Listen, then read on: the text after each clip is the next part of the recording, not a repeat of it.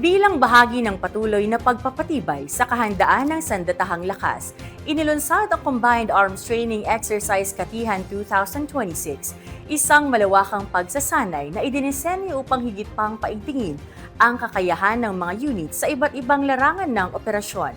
Layunin nitong palakasin ang warfighting competency at interoperability ng hukbong sandatahan upang matiyak ang mabilis, epesyente at koordinadong pagtugon sa anumang banta sa seguridad ng bansa.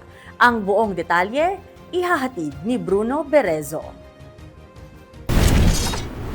Mas pinaigting ng Philippine Army ang kahandaan ng mga puwersa nito sa paglunsad ng Combined Arms Training Exercise o CATEX Katihan 03-2026 noong Pebrero 23 sa Burgos, Pangasinan.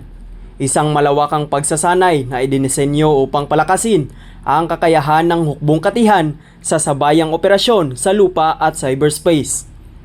Dinaluhan sa pamamagitan ng virtual nila Brigadier General Mario D. Jacinto, Assistant Division Commander ng 7th Infantry Division, at Colonel George M. Bergunya, Assistant Division Commander for Reservists and Retiree Affairs, kasama ang mga senior staff officers at planners mula sa punong himpilan ng 7ID sa Fort Magsaysay, Nueva Ecija. Kabilang sa mga pangunahing kalahok ang 701st Infantry Brigade, 48th Infantry Battalion, 56th Infantry Battalion at 73rd Division Reconnaissance Company, mga frontline units na inaasahang manguna sa aktwal na combat at security operations.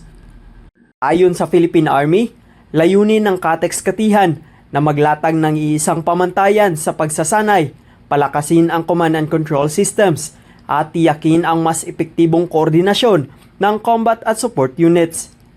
Bahagi rin ito ng paghahanda para sa nalalapit na anibersaryo ng hukbong katihan ngayong Marso at sa darating na Philippines and United States Joint and Combined Exercise 2026.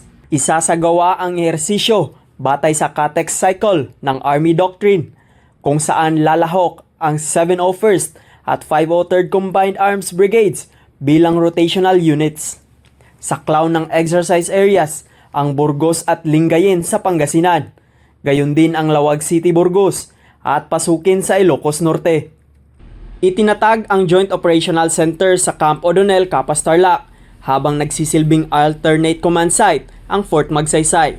Sa loob ng 2 linggo, isasagawa ang high-level training activities, kabilang ang troop maneuvers, logistics sustainment, intelligence fusion, humanitarian assistance simulations, at integrated command post exercise, lahat sa ilalim ng mahigpit na safety protocols.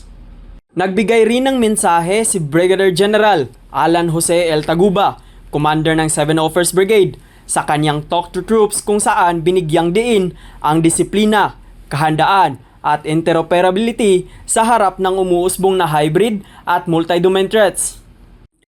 Kabilang din sa pagsasanay ang military decision-making process, troop leading procedures, combined arms rehearsals, cyber defense exercise, at defensive cyberspace operations.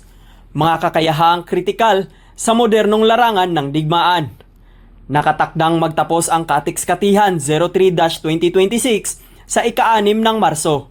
Sa harap ng nagbabagong hamon sa seguridad, malinaw ang mensahe ng CATEX Katihan 03-2026, isang hukbong mas handa at matatag, mas organisado at mas interoperable para sa pagtatanggol ng bayan. Mula dito sa Fort Magsaysay, ako si Bruno, ang inyong pamilyang kaugnay para sa matatag na hukbong katihan ng Pilipinas.